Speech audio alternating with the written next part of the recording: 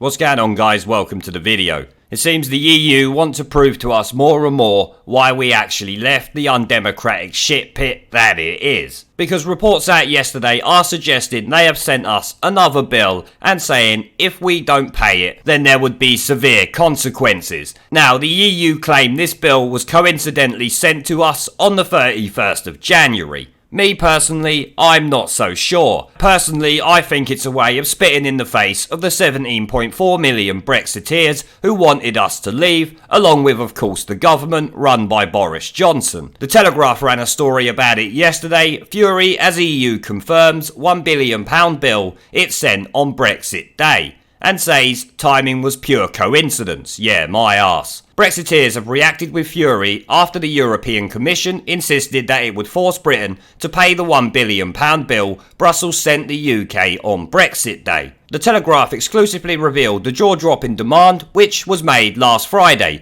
on the very day Britain left the EU. The European Commission confirmed the £1.09 billion demand, insisting it was routine and pure coincidence that it fell on January 31st. The Commission today ruled out any hope of negotiating down the bill in the upcoming trade negotiations and warned the UK would feel the full brunt of EU law if it refused to cough up. Because of course, as we all know, they're desperate for the money. I personally spoke to a Portuguese taxi driver yesterday who said now that Britain have left the EU, many Portuguese people are actually worried that they're going to have to pay more into it and are not happy about that. So, while that's only anecdotal, it's still very telling of what people are starting to think of the EU. And this £1 billion demand only adds on to that, it would seem. The EU demanded Britain stick to the rules that led to the £1 billion surcharge on the UK's final annual planned payment to the EU budget, and claimed the January 31st date of the demand was pure coincidence. Yeah, I'm still thinking that's a load of bollocks. While it is slightly possible because it's the end of the month, I still think that would be a bit more than coincidence. Member states have the obligation to pay their contribution to the budget, and there are procedures to make sure they do, and these apply, as all rights and obligations do, to the UK as long as it's a member of the EU, a Commission spokesman said. So until the end of the year when the transition period ends. Which I'm sure you will all agree is a good thing that it ends then, because if Burko and all the rest of the shitweasels in the last parliament would have had their way, we would have been paying the EU Commission money for the rest of our lives. Because as we all know, they wanted to remain in the EU, if not continually delay Brexit so they can keep paying their friends over in the EU and maybe getting a few kickbacks from it. Who knows what the reasons actually were, but I expect there was definitely some we will never know about. The UK has been informed of what needs to be done, and we would like to stick with the rules, the spokesman said. Me and every other member of this country think you should stick your rules right up your arse, mate. We just don't care. The date is dictated by EU law, and it is by pure coincidence that it falls on the date chosen by the government of the UK for the departure from the EU. Every year, Brussels recalculates the contributions member states make to the EU budget. This year, due to an increase in gross national income and VAT contributions, EU officials believe Britain owes an extra £1.3 billion in what should be its final budget payment. Oh, so because we're a great nation and actually make some decent money, the EU is trying to tax us on it now that we've actually left, technically. Like I said earlier, the transition period sort of makes us still in the EU and under their rules, which is a bit shit and really should have never been there in my opinion. The Telegraph understands the government will pay the bill despite Brexiteers calling on Boris Johnson to withhold the cash until the EU signs a free trade agreement with Britain. A government spokesman said, "We are reviewing the bill and expect to get half of the money back through the UK's EU budget rebate." Well, I suppose at least they will get half of it back, though I'm extremely pissed off they're giving any of it to them. Maybe we can try and make more than 500 million back by fucking them over in the trade deal. Hopefully Boris Johnson and Dominic Cummings actually do some good in this trade deal, or I will be all over them like a fly around shit. We must use it, the bill, as part of the negotiations, Nigel Farage, the leader of the Brexit party, said.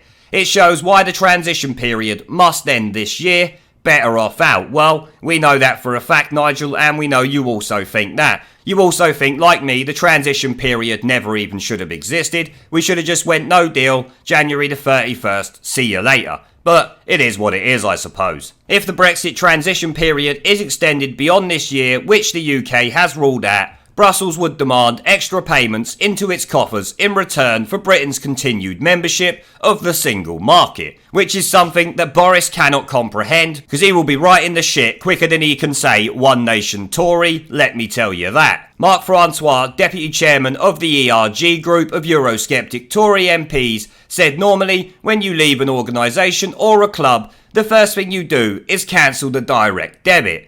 The EU are obviously bruised that we're leaving, and putting stunts like this does nothing to improve our future relations, but only serves to emphasise why we must never extend the transition period beyond the end of this year. Enough is enough.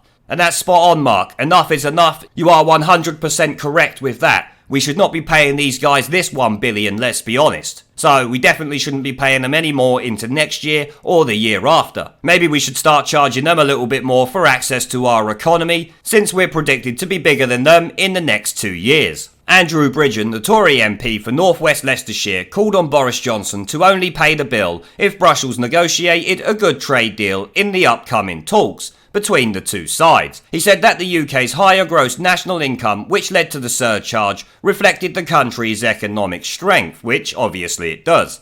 How typical, the EU's parting shot is to slip us a bill punishing us for our economic growth, he said. Thank goodness we're leaving.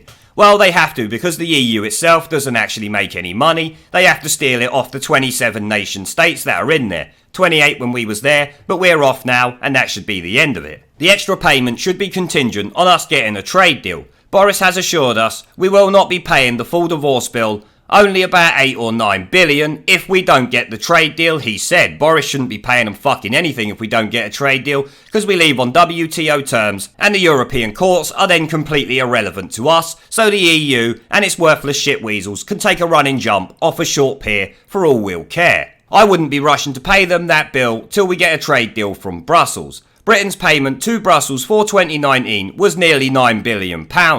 If the figure is similar in 2020, it could mean Britain pays up to 10 billion in what could be its final payment to the EU budget, which I'm sorry to say is far too much money. That's 10 billion from the British taxpayer, and it's really not on. The UK has already agreed a 39 billion financial settlement as part of the withdrawal agreement that took it out of the EU last Friday, so we're already linked into paying 40 billion there, plus another 10 billion for this year. So once we've left, that's 50 billion down the pan. I mean, I know 50 billion to get out of the EU might seem like a lot of money, but it's probably not in the scheme of things, though I still find it to be a huge waste of our money. We should refuse to give them fucking anything and tell them to fuck off the snivelling shitweasels. Because let's be honest, that 39 billion is life support for the EU at the end of the day. Without it, they go right in the shit. So Boris, please withhold that money, don't give it to them, tell them to shove it up their arse, say that's payment for the 3.5 years of bullshit that they did with the parliamentarians in the 2017 to 2019 parliament. You know, the Ramoning fuckpigs who tried their best to block Brexit, but eventually got kicked to the curb by the electorate. Now, I don't know about you guys, but this article has really annoyed me, with the EU demanding money off us yet again.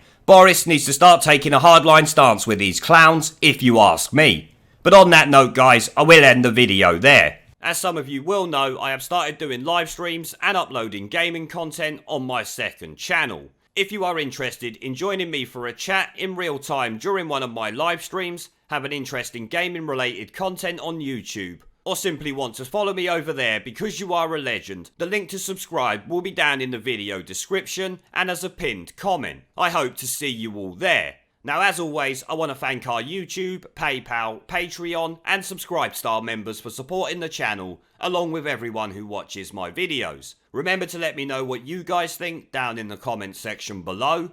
Leave a like, subscribe with a notification bell and share this video as it helps the channel a lot. And I'll see you all in the next one. There is a pattern consistent throughout history of oppressed people turning on the oppressors. Slaves against their owners, the peasantry against the feudal barons, colonies, Mr. Verhofstadt, against their empires. And that is why Britain is leaving. And it doesn't matter which language you use, we are going and we are glad to be going. We're off. Ramon!